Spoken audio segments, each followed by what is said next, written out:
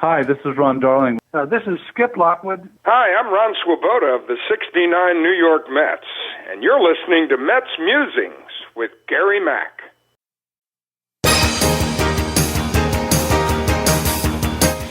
Now it's time for some New York Mets baseball talk. Here's Gary Mack bringing you the latest news and analysis from Mets Nation and the world of baseball on another edition of MetsMusings.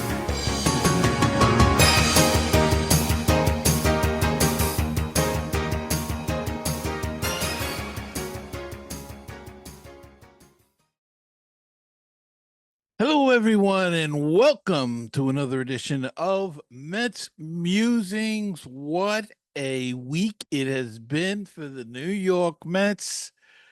They did drop 2 out of 3 with Philly, but roared back and swept the Nationals. And now there are 10 games left in the season, 4 with Philly at home. The final homestand. Then they go on the road, play 3 with the Braves in Atlanta and 3 with the Brewers in Milwaukee. These are huge games, but the Mets are hot right now. Even with the injury to our candidate for the MVP, Francisco Lindor, they called up Luis Angel Acuna. He has done the job. He has been very, very impressive in this stint with the Mets. Now, I know it's a small picture, but you can see the talent there. He's got a nice swing reminiscent of his brother. Gary Cohen keeps saying that. And plays the field well. He's got a good arm. He's playing shortstop, and it's just been a breath of fresh air, both for this team, I think, as well as for the fans. Because, let's be honest, we were all nervous when Lindor went down. And but now we're in a position with Acuna playing short, Iglesias at second. It's a nice combination, and they've been scoring, they've been hitting timely hits. The Acuna's been terrific at the bat. He's got 2 major league home runs, 2 games in a row, back-to-back homers. That doesn't mean he's going to do it every night. He's going to have a slump. He's going to go 0 for 4 one night, but good things are happening to this team. They got to keep the good vibes going. 4 games with Philly. These are important games. No, yes, they're not going to catch the Phillies, but they're still important. We've got a 2-game lead in the wild card, the 3rd wild card spot, and we're tied for the 2nd wild card spot. So these games are all important, these 10 remaining games. Hopefully, Milwaukee will be a little looser because they have clinched their division. But, that Atlanta team, they're not going to give up without a fight. In fact, they're winning today against Cincinnati, and then they go play the Marlins on the weekend. So, in fact, that's a final. The Braves beat the Reds today, so they are a game and a half behind the Mets now. Mets have to win tonight to keep that 2-game advantage. So, does Philly have anything to fight for? Well, they're going to win a division, but they're fighting. They want to have the best record, so they want to continue to win, and they can clinch this weekend. So they're not going to be a pushover either. So it's a very important series, and we can only hope for the best.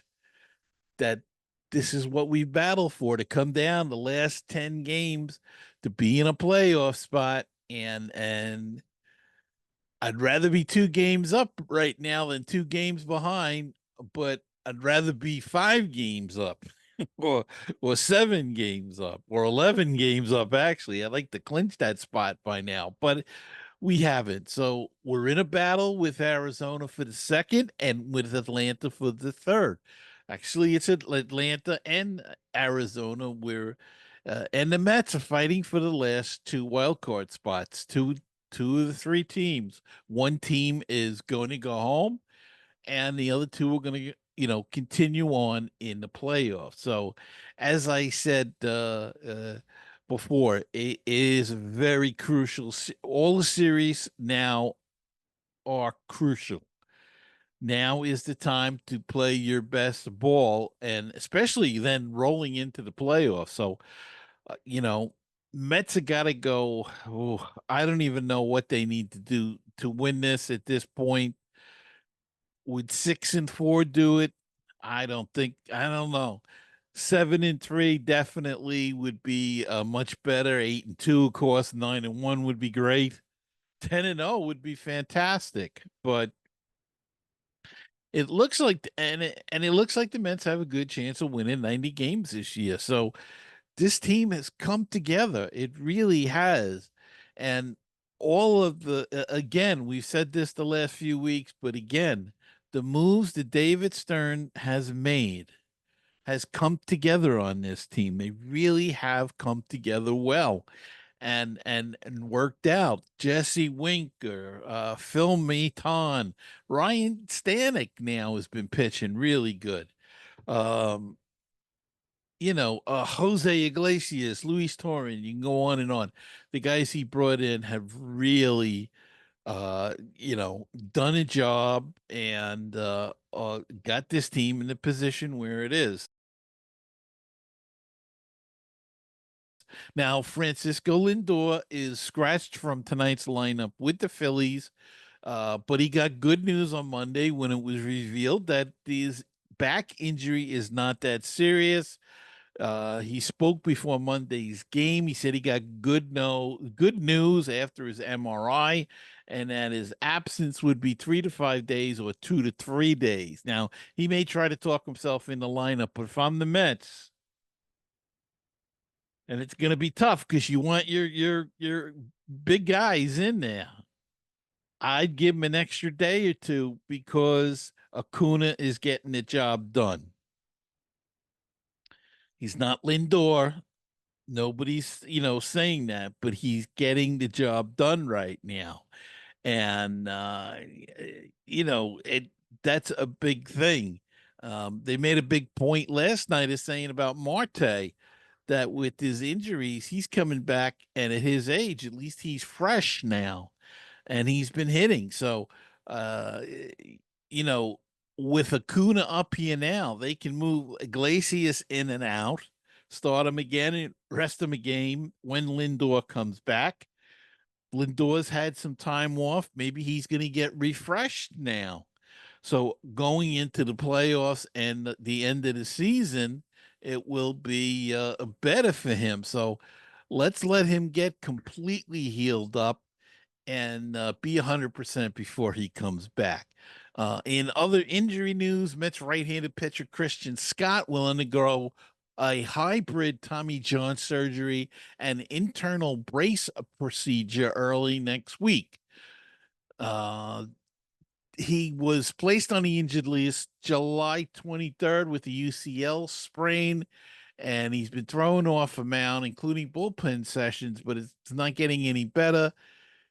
And they decided to go ahead and do this hybrid Tommy John surgery and an internal brace procedure. So Christian Scott's gone for this year and probably most of next year, if not all of next year.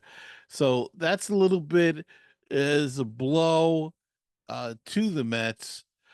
But as they, look forward to next year and building their rotation back up, but we'll talk about that at a later date. Speaking to reporters on Wednesday at Citi Field, Kodai Senga said that he's hoping to make one inning appearance with AAA Syracuse before their season ends this coming Sunday. Senga, who threw a bullpen session on Tuesday, said the most important thing is that he feels completely healthy before trying to get back on the mound. What day I come off the IL is not up to me. Sang said via your translator. I'm just preparing myself to be out there and to be able to contribute. And I know that with the team in a really tight spot in a good position, I need to be at 100% to contribute. And I don't want to come back in anything less than 100%. And we don't want him to come back less than 100% because, we could use him in the playoffs, perhaps. Um, he could be a key factor, either out of the bullpen or starting one of the games. We'll have to see how he looks if he does indeed throw an inning before the games end for Syracuse on Sunday. And Paul Blackburn is making progress toward a return from a back ailment that has involved tightness and leaking spinal fluid.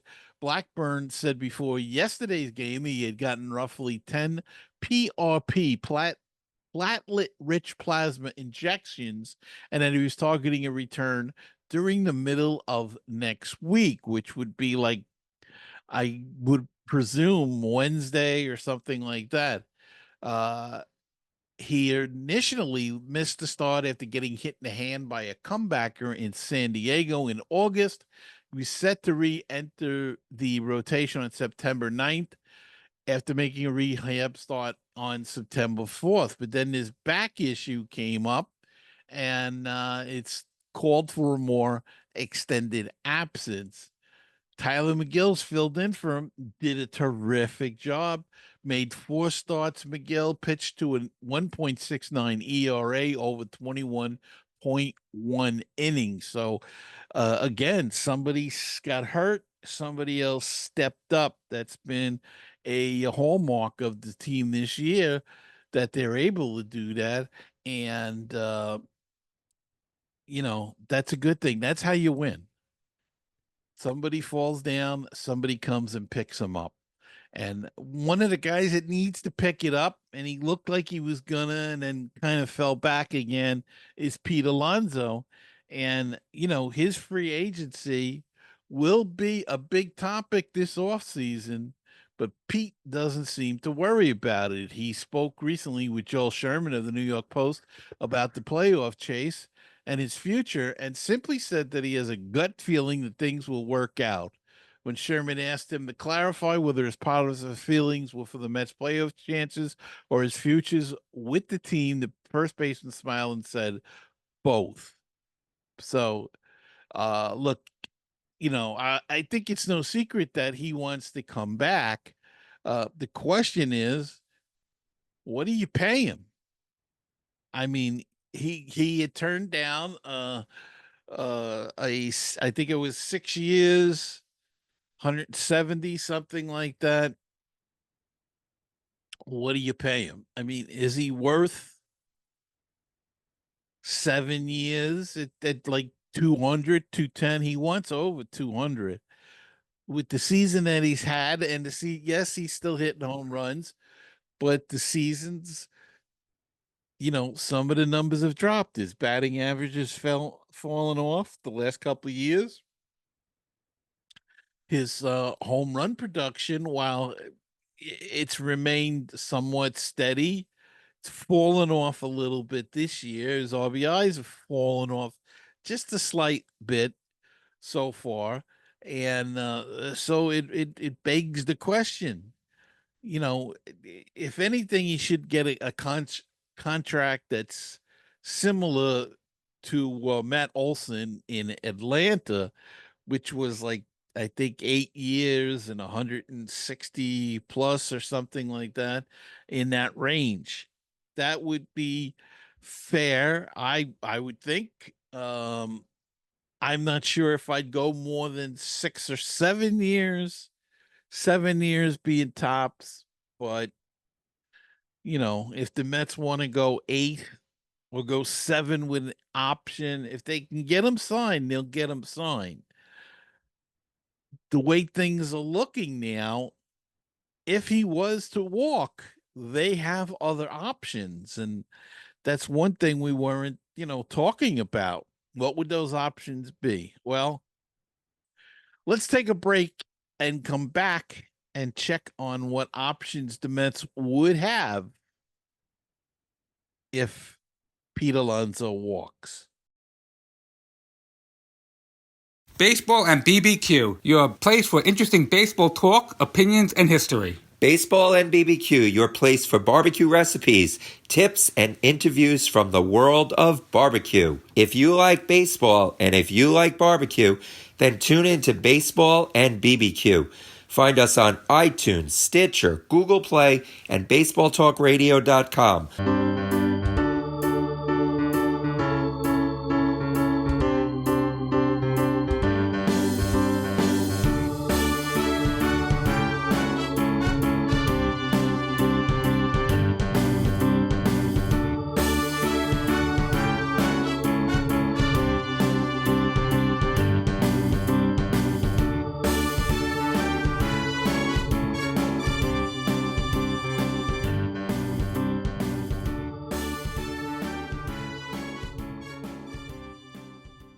And we are back. And before the break, we were talking about Pete Alonso and his free agency and what options would the Mets have should he decide to walk. Let's look at a few of them. They could move Mark Vientos to first base. That's a possibility. And sign a free agent like an Alex Bregman. He's a free agent with Houston Astros. Good player, good third baseman. They could go in that direction. They could move Vientos to first and play Maurizio, who should be coming back this year or next year. He could play third base. Brett Beatty is still in the system. He could play third. He's also played some first. They could put him at first and leave Vientos in at third. Are they perfect solutions? Not as of yet. Not as of yet. Beatty and Maurizio have yet to prove themselves on a major league level, but they are options. And in 2 or 3 years, Ryan Clifford could be available to play. I would think probably 2 years. I think next year we'd probably play AAA and go from there. But that's an option as well. He could make the team out of AA. I mean, he could, have a terrific spring training, get off to a great start, and make the team should Alonso leave. I think Alonso wants to stay. The Mets want him to stay. The fans definitely want him to stay. It's all going to come back to money. And the only reason that I say that is that with an agent like Scott Boras, he likes to take his guys into free agency. I know Nimmo I think Nimmo was told Boris what he wanted, and the Mets gave Nimmo a nice contract. He was happy. He signed. I'm sure Boris was whispering in his ear not to stay, to go to free agency and see what else is out there. But Nimmo wanted to stay, and he signed. That's the bottom line there. Will Alonso do the same thing? I'm not sure, because he just turned down, supposedly, last season he turned down an offer.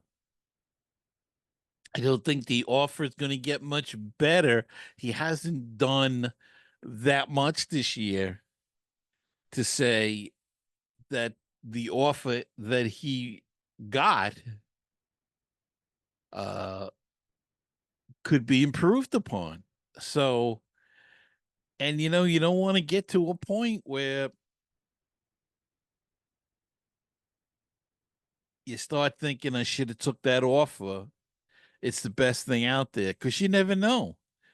Teams may not be looking for first baseman. I'm sure there are teams that have the money to go after him, but you just never know. It's a kind of a crapshoot, and he's had an off year, and as I said, his numbers are somewhat down, especially the batting averages, which is a little concerning. It's up this year from last year, but It's been on a steady decline for the last few years. So I don't know. It's always a crapshoot, and we'll see how this all works out. But that's all the Mets news right now. Big series with the Phillies. As I said, we'll go over the pitching matchups a little later, but that's going to start in a couple hours. So if you're going to the game, get out there. And now we're going to go down on the farm.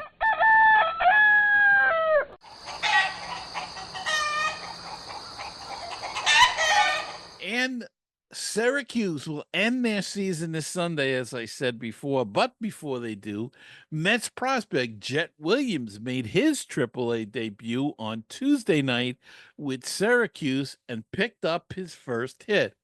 The 20-year-old finished 1 for 4 with an RBI, a walk, and 2 strikeouts in Syracuse's 15-7 win over the Charlotte Knights.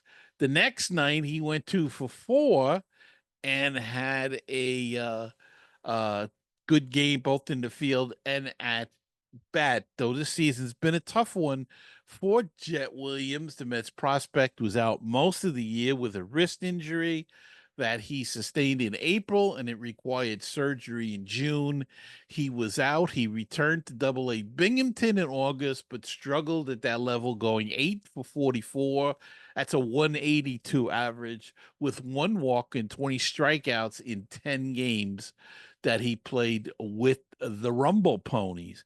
So why did he get promoted to Syracuse?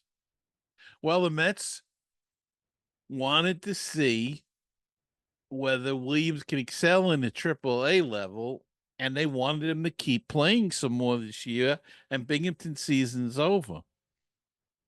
So, and also with Acuna being called up, Syracuse wanted to build up and have some backup in on their team. So all of that combined, Jet Williams has gotten to Syracuse and has played pretty well so far in 2 games.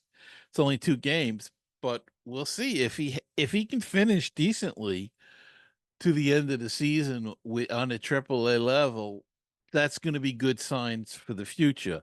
Brett Beatty is also back with Syracuse, and he played in his first game since August 22nd after being out due to a fractured finger.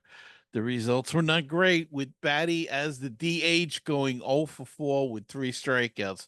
That poor kid's had a lost year, but he's still young, so he's still got time. Let's not count him out. Yes, at all. Binghamton Rumble Pony seasons came to an end, and they finished 2024 on a high note. They won the final series, and they had exemplary performances from Norman McLean, who, if you remember, was signed as a two-way player, but decided to just strictly pitch. And he was named the Eastern League Pitcher of the Week.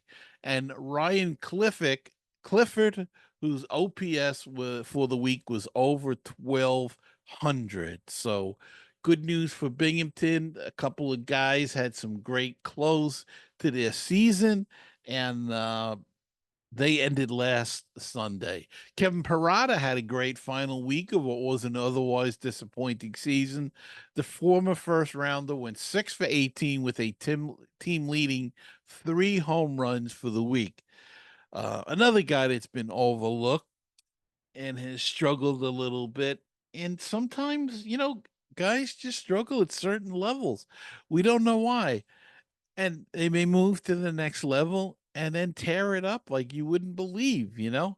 So it's kind of a crapshoot, but we'll see what Parada's future is. And some of these guys could be included in trades. A Parada, a Beatty, Acuna's not going anywhere. Mauricio, I don't think is going anywhere at this point because we don't know how he's going to perform once he comes back from his knee operations. But, you know, that's what you look for. And the pitchers had some down years, Tidwell and Hamill and I can't think. Had some down years, Vassal, but other guys, came up and rose. Sproat